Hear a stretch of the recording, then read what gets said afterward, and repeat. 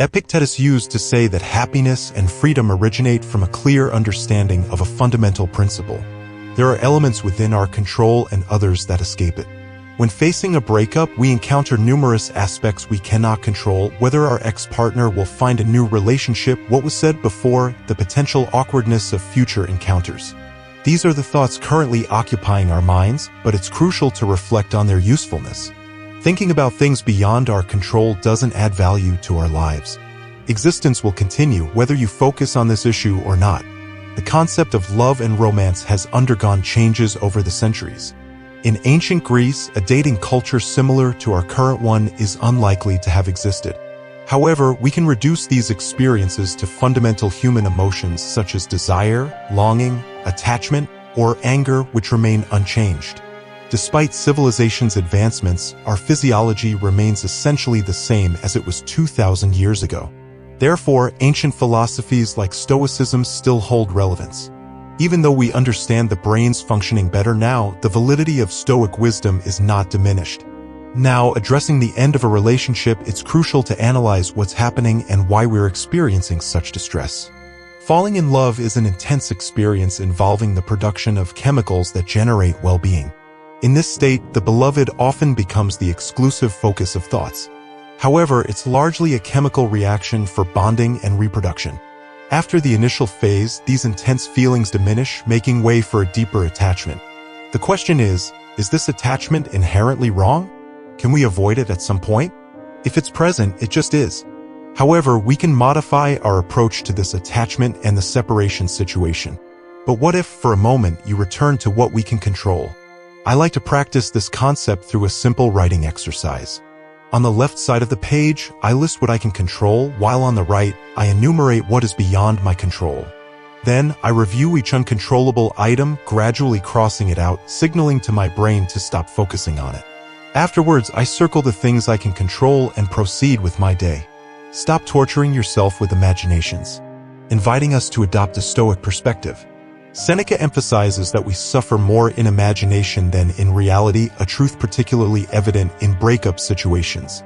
Much of the suffering lies in the incessant mental reliving of events. Don't allow yourself to suffer in imagination.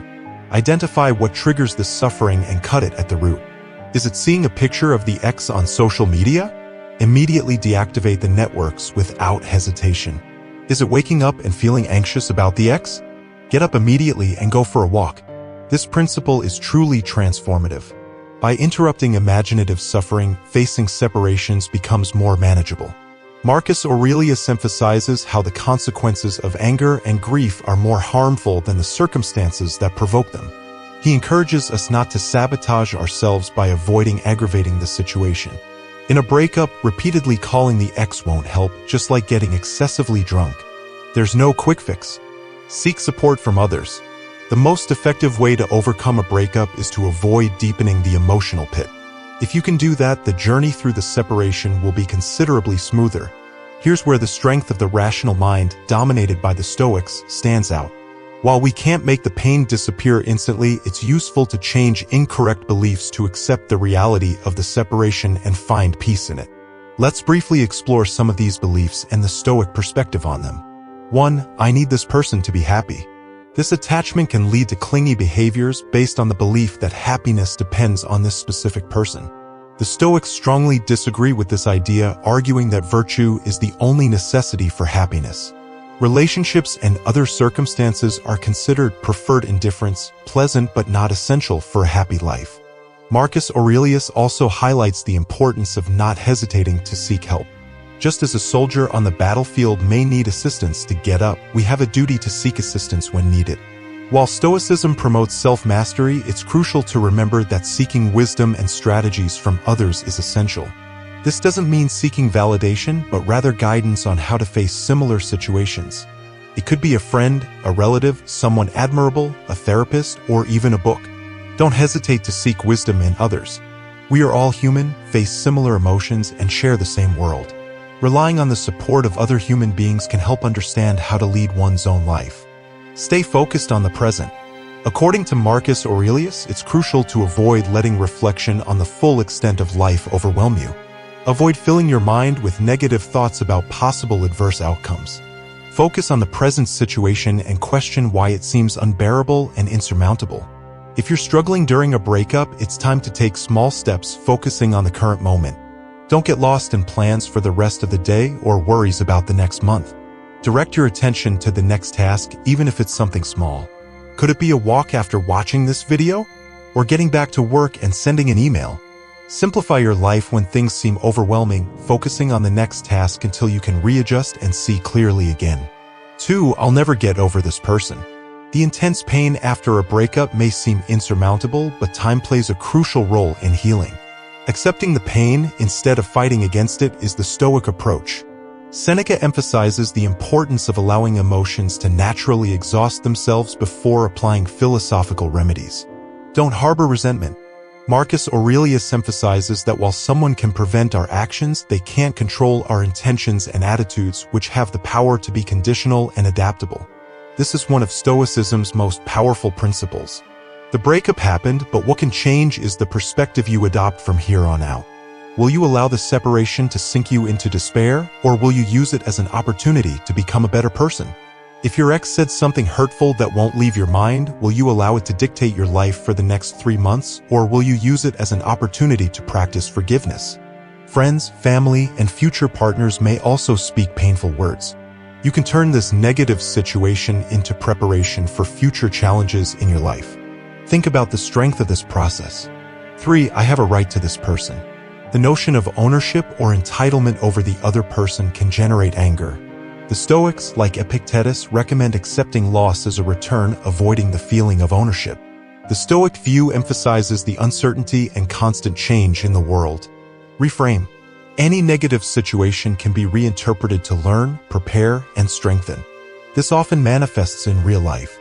Often, the toughest moments are followed by incredible growth, while periods without adversity can leave us stagnant and unsatisfied. The breakup happened, and now you can decide to use it as a tool for growth or as an obstacle preventing you from living fully. As Marcus Aurelius says, when you arise in the morning, think of what a precious privilege it is to be alive, to breathe, to think, to enjoy, to love. Breakups can be one of the most negative phases of life, with incessant thoughts about what went wrong and pessimistic scenarios engaging in negative energy. However, sometimes we forget the beauty of life and the precious privilege of being alive even when going through the experience of love, which is, in itself, beautiful even if it didn't have a happy ending. Marcus Aurelius compares life to natural processes, like bread cracking in the oven and wheat stalks bending in the wind. For you, it may be as simple as being grateful for your bed or the food you consume. Be grateful. Just as it's always a good idea to respond with love, it's equally wise to respond with gratitude. Take 5 minutes every morning to write down 5 things you're grateful for. They can be random and small things. This exercise will train your brain to take a step back and appreciate the beauty of life, even in sad moments like a breakup. Finally, remember that it's normal to cry. Marcus Aurelius, possibly the most influential Stoic in history, cried many times. Many people think that practicing Stoicism means not showing emotion, but even the greatest Stoic experienced intense emotions. Antoninus, Marcus's father, stated that neither philosophy nor the empire eliminates natural feelings. During a breakup, allow yourself to feel emotions. You are human and going through a genuine emotional experience. Instead of avoiding it, accept and confront it. Don't believe that suppressing your emotions will improve things. Instead, learn to channel them using some of the strategies we've discussed.